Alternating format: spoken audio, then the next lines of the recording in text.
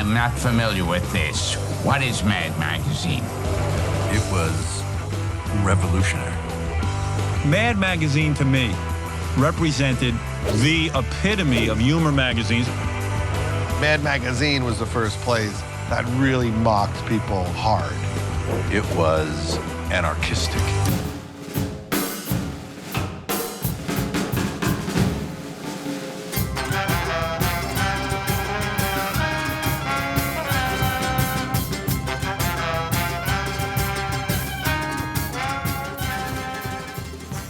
Welcome to Amusing Jews, where we celebrate Jewish contributors and contributions to American popular culture. I'm Jonathan Friedmann. And I'm Joey Angelfield. Producer-engineer Mike Tomren is working somewhere behind the scenes. Amusing Jews is a project of Adat Chaverim, Congregation for Humanistic Judaism, the Jewish Museum of the American West, and Atheists United Studios.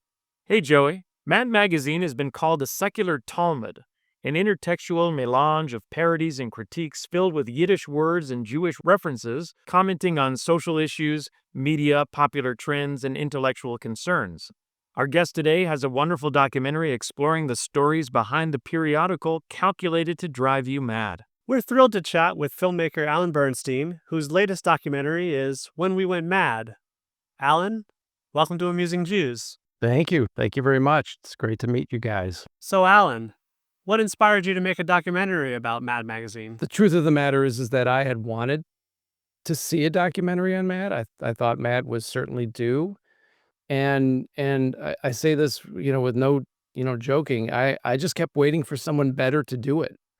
And I kept reading too many obituaries. Don Martin passed away. Dave Berg passed away. And I'm like, I don't think anyone's going to do this. So that is the reason why I started doing it, is because I don't think people could wait any longer. When We Went Mad focuses largely on EC Comics publisher Bill Gaines, who initially wanted nothing to do with the comics business he inherited from his father. How did he eventually warm up to the idea? As I understand it, so Bill Gaines was going to school to become a chemistry teacher. He had a very difficult, challenging relationship with his father. His father was very demanding, and Bill, I don't think, shared that kind of drive that his dad did. And when he was thrust into this business, I think he was very reluctant. But I think it was pretty quickly he learned that it was a creative business. It was surrounded by artists and writers, and he had a knack for it. In both creating stories, which I think he found to be very entertaining, and also in just the day-to-day running of the business, he picked up on from the business manager. And like I said, I think he just found he had a knack for it and really just enjoyed being around creative talent. Yeah, that comes up in the documentary that he was neither an artist nor a writer himself, but he appreciated and was a good curator of that material. He wasn't a writer per se, but prior to Mad, he was the publisher for EC Comics, which, if folks don't know, was the comic book company that published stories like Tales from the Crypt and Weird Science. These all came from EC Comics, and Bill Gaines and his editor Al Feldstein would, what they referred to as springboard. They would bounce ideas off of each other and come up with the skeleton of the story. Bill wouldn't exactly write the script, but between the two of them, they would come up with the actual stories that would eventually become the comic books. Do you remember the first Mad Magazine you purchased? I do. It's I think it's for me, but I think it's for many other people who have that fondness. It's kind of like that benchmark in your life. It was Mad super special number 18 that came out in 1976, and I still have that very issue. Yeah, it's burned in the memory banks. And you were telling us before we went on that you were the kid on the block who had the stash. Yeah, as far as I could tell, with the kids in my neighborhood who were my age range, I was the first one around who got hooked on Mad, and and slowly infected my friends with it, and they too soon became readers and collectors. And there were a few of us who kind of there was that youthful kind of competition of who gets which issue and who went to the comic book store, when and what did they come back with. But yeah, in my neighborhood, there were about 4 or 5 of us that became avid readers. Mad debuted as a comic book in 1952 with the great Harvey Kurtzman at the helm. The comic began with parodies of other EC titles and only later got into social satire. What caused that shift?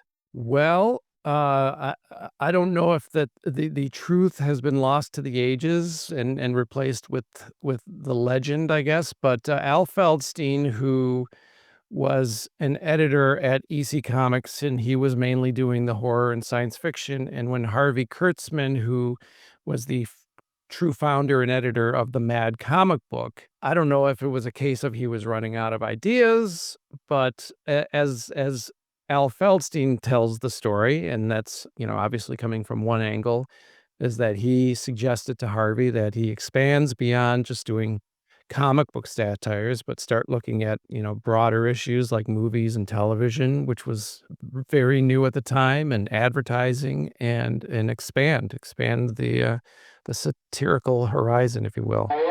Enjoying the show? Click like and subscribe. One of the wonderful things about Mad, especially in the early days, was how it helped bring Yiddish into the American lexicon. Was that a conscious decision, or just a case of New York Jews writing what they knew? Well, I think the origin of the Yiddish kind of phrases, Harvey Kurtzman, as I understand it, his parents spoke Yiddish, but he didn't. And just in hearing them converse with each other, he would pick up on some of the words. And if anyone has heard Yiddish, some words can sound quite absurd and quite silly, if you will. And he just kind of zeroed in on a couple of them, and started using them regularly throughout the issues. They would have no reference whatsoever. They would just kind of be dropped in as, I don't know if they were considered inside jokes, or if they were the phrase chicken fat was kind of created around them, which was filling the panel with as much jokes as you could that were completely outside of the actual, storyline, and throwing up a little cutout of the word Patrzebia or Verschlugener, just randomly. That was what one of his tools in his tool bag for just being silly. I thought it was great in the movie how Bryan Cranston was one who remembered Verschlugener. First Lurgener. Jose, do we have a first Lugner? For Schlugana. Because he's obviously not Jewish. And that's just sort of, I guess, demonstrated to me the impact of that Jewish sensibility on non-Jewish readers, as well as those who kind of understood the inside jokes, as you're saying. You can refer to it as Jewish humor, but it really wasn't. It was a kind of absurdist humor. Bryan Cranston, proved it just stuck with you. And you threw it out there. You might not have had any idea what it meant, but it just became something. It was a code word that you could use. I understand a few of Mad's contributors were actually Holocaust survivors? I can think of 3 offhand. An artist, writer named Paul Peter Porges, another Mad writer named Max Randell, and then possibly one of Mad's most well-known and famous artist-writer, Al Jaffe. All 3 of their families escaped Europe during the Holocaust, and as a matter of fact, it's believed that when Al Jaffe left Europe for the last time, he actually grew up in New York, or in Georgia, and went. His mother took the family back to Europe, not once but twice, and the final time that his father came and quote unquote rescued him, I guess it is not quote unquote actual rescued him, the mother stayed behind, and the town that they grew up in, on the historical record is eventually the Nazis came in and marched all of the people of that village into the woods and murdered them, and that's what they believe happened to his mother. So I don't know to the extent of Paul Peter Porges or Max Brandel's stories, but Al escaped death by coming to America and in turn became one of Mad's greatest contributors. That's amazing. I mean, we wouldn't have those fold-ins without that story, you know? We wouldn't have so much without those people. Could you tell us about the origins of Mad's lovable mascot, Alfred E. Newman? The biggest caveat I guess I have with this is that there's no true definition of where this kid came from.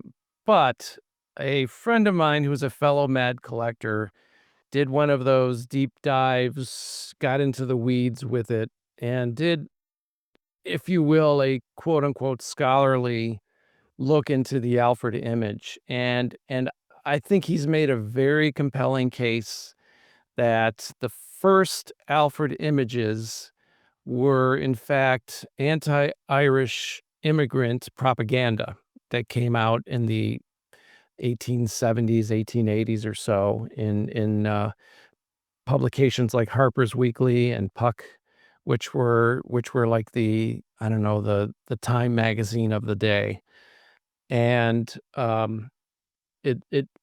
that image really started off with kind of like this kind of simian ape-like face that had some elements to Alfred. You can look at it and go, I guess I can kind of see that. And like so many other images and experiences in the story of American immigrants coming in and assimilating, the image kind of did that as well. It kind of toned down, but it was still used as kind of a propaganda, and it morphed from this kind of Neanderthal type face to kind of a more of the happy-go-lucky Irish drunk stereotype. And it was kind of that's where you started to see the smile coming in, and from there, my friend would show that that face kind of soon was adopted for kind of general advertising, most notably like painless dentistry and for cold medicine, pain medicine, which was basically almost pure cocaine at the time. And through that kind of painless dentistry, the front tooth would disappear, and it became kind of the phrase was, "It didn't hurt a bit," and that phrase would eventually morph into "What me worry? It didn't hurt a bit," and I think once that face, along with the "what me worry" phrase, that's when it became kind of a cultural kind of a meme, if you will. Alfred E. Newman might be the very first meme for all we know. He was later used for anti FDR propaganda, very kind of anti-Semitic propaganda. But eventually the face kind of settled into pretty much how we would recognize it, and the way it landed at Mad was essentially Mad started putting out reprint paperback books. I don't know if you remember the paperbacks that you could buy at bookstores.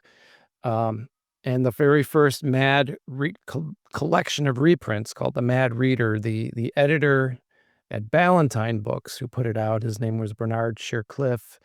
He had this image, I guess, as a postcard on his desk, and he just thought, oh, what the heck, let's put him on the cover. I don't know what the impetus was, but that Alfred image is on the cover of that paperback, and between him and Harvey Kurtzman kind of toying with the image here and there throughout it, once Feldstein took over editorship of Mad from Harvey Kurtzman, I think, as he puts it, he was looking for a mascot. Playboy had the bunny and RCA Victor had the dog, and Mad needed its mascot. And well, he thought, let's go with that. Let's go with this face. And there you have it. Now, and then he eventually became the icon that is Mad Magazine. One interesting thing I've discovered recently, looking back at Archie comics, is that Archie, when he first appeared in the 1940s, actually looks a lot like Alfred E. Newman also. I have to do some research to see if he was influenced by that early meme as well, because he looks very different than he would as the Archie comic would develop. And in the early days, he was quite Alfred-like, to the point where I'm considering like making a shirt with the original Archie face, and it says, "What, me Archie?" Yeah, and as far as the name goes, Alfred E. Newman, Al Feldstein said that, when he first took over editing Mad, he did a lot of writing himself, and he picked up on the nom de plume, Alfred E. Newman, and I think the way he put it was he just didn't want to see his name so often in the credits of having, I did this, I did this, I did, he wanted to break it up a bit. I don't know where he got the name from. I can't remember exactly where he got the name from, but it was his nom de plume, and at some point he took that and attached it to the face, and that's where you ended up with that. There's a great story in the film about how Mad became a target of J. Edgar Hoover. Could you tell us about that? I'm willing to bet that J. Edgar Hoover and the FBI probably had a file on Mad prior to this, but in 1957, I believe it was issue number 38, they did just a silly little article on Mad Christmas games that would, a kid would want for Christmas that year. And one of the games was called Draft Dodger. And it was a board game, kind of like the Game of Life, but at the end, if instead of passing go, you get out of being drafted. And if you won, you were to cut out the page and send it to J. Edgar Hoover, and he would give you, I don't know if he would send you something or not, but Mad basically told kids to send letters to J. Edgar Hoover saying they won the game Draft Dodger. So the FBI paid a visit to the Mad offices, and they started a file on Mad. In the documentary, I show some of the actual FBI files, and basically, threatened without threatening the folks at Mad to never do that again. And they said, "You got it. We'll never do it again," until they did it again. So yeah, and I think from that point on, at the very least, Hoover's FBI had a hefty dossier on Mad and the people behind it, and how anti-American I'm sure he considered them to be. Yeah, which often was in those days a synonym for Jewish leftist. I'm sure that was part of it. You could take any pejorative you want to throw at someone who you don't think is following the rules the way you think they are, and that makes you anti-American. But certainly Jewish leftist was probably a big part of it. Speaking of controversies, could you tell us about the infamous cover that had the middle finger on it? Oh, yes. It's basically a cover of a hand flipping the bird. It also has the notable thing that Alfred is not on that cover. It is one of the few Mad Magazine covers where Alfred was not on the cover.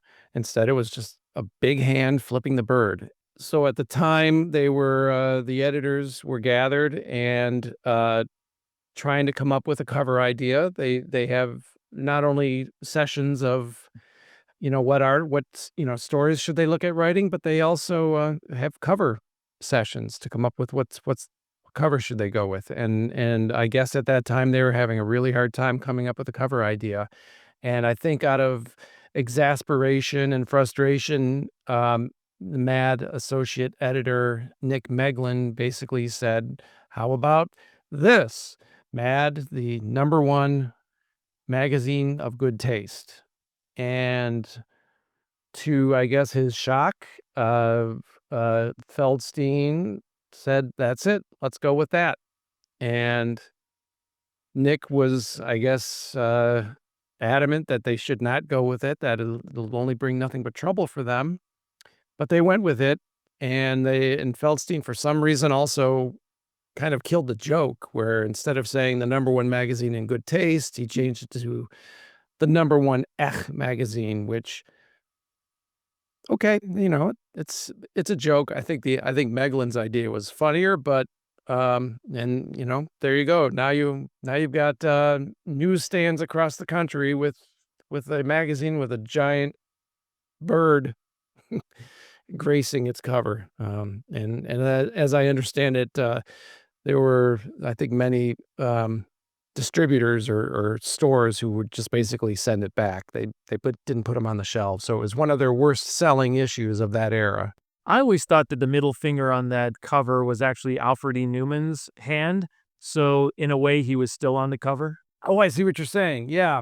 So somehow he still made it on. In this case, the camera was just aimed at a different direction. In 1964, Irving Berlin sued Mad for copyright violation, which ended up being a landmark case that paved the way for the likes of Weird Al Yankovic. Why was that lawsuit so significant? So the background behind it is that Mad would put out these annual editions. If you were a Mad fan, you know those issues. They were called like Super Specials or Mad Follies, where you could get things from records to stickers. And in this particular issue, they put out a songbook, and it was a collection of parody songs written with the intention of sung to the tune of. So in this particular case, there was an Irving Berlin song that the writers at Mad rewrote to something completely different, but it was to be sung to the tune of if you happen to feel like singing at the time. And Irving Berlin and a bunch of other composers collectively sued Mad, saying that was copyright infringement. And the way the lawsuit was laid out, it was almost, I think it was something like $1 a song per issue. And if Mad had lost, they would have been on the hook for about $12 million, which for all intents and purposes probably would have killed the magazine. And if Bill Gaines was anything, he was a staunch defender of what he was doing and what the magazine was, and he took them to court, and it made it not all the way up to the Supreme Court. It made it up to the court just below it, and that court basically said that it was protected. It was protected speech. Parody is protected speech. Irving Berlin does not own iambic pentameter. And they tried to send it up to the Supreme Court, but the Supreme Court didn't hear the case. So technically it made it to the Supreme Court, but it wasn't ruled upon by the Supreme Court. And it basically set into law that parody was a form of art, and it was not copyright infringement, and you could go ahead and create your lyrics sung to the tune of, and not worry about being sued. And obviously, if you follow that through, that leads you to any song parodyist, including Weird Al Yankovic. As you show in the film, Mad shaped American humor in fundamental and innumerable ways. What would you say is Mad's most important contribution?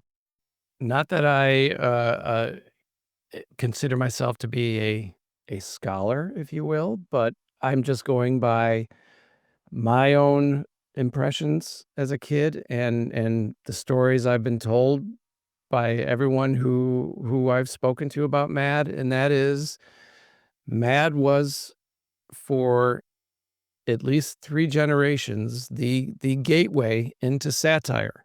and parody for American youth and, quite frankly, world youth, as Mad would put out foreign editions. Prior to Mad, there really wasn't anything out there for the teenage and younger demographic to learn about satire or to have satire shown to them and what it could mean for them. Comedy was just simple, Woody Woodpecker and Bugs Bunny cartoons, if you will. But Mad introduced a whole other realm of comedy, and anyone who had the slightest ounce of curiosity and who got Mad, that was life-changing when you realize that you can make fun of things, and also the general concept of the world is not to be trusted. I can't think of anything else prior to Mad, if you were growing up in the 50s and 60s, and even to an extent the 70s, where you weren't taught or you didn't come to believe that your parents and television and politicians were all people to be trusted and were in it for the goodness of everyone. And Mad raised the question of, what if they aren't? And what does that mean? And I think that right there is the biggest legacy. If you read Mad, you have that sense of skepticism, and it's a valuable tool, as we all know, to be able to question things, to not just go along with the answer. I think I would think most people would say that's a very important skill to have, and Mad was that textbook. Yeah, it's funny to think of this kind of anti-educational platform, at least ostensibly being, for many kids, the most educational thing that they had access to. Was it educational in terms of teaching you the American Revolution or math? Certainly not, but it taught you world education. It gave you a worldly sense of how to go about things. From my perspective, I was one of those kids who, when I read Mad, a good deal of it went over my head. This was, I started reading Mad in 1976, and this was all during the, post-Watergate, post-Nixon era. And once I started, kind of buying back issues, you'd see these faces pop up all the time: Nixon and Spiro Agnew and, whatever, politician of the day who was causing trouble. And I was one of those kids who asked, who are these people? And thankfully my parents, pointed out, this was this guy and he did this. And that certainly, I think, was a valuable education as well. I mean, I have to believe that I was, probably the only kid in my second grade class who knew who Spiro Agnew was. Not that it made my life any bit better, but it gave me an education. Yeah, absolutely. Thanks so much, Alan, for joining us. Thank you. This was terrific. And to our audience, now back to your regularly scheduled lives. Amusing Jews is here to amuse you. If you like being amused, go ahead and click like and subscribe.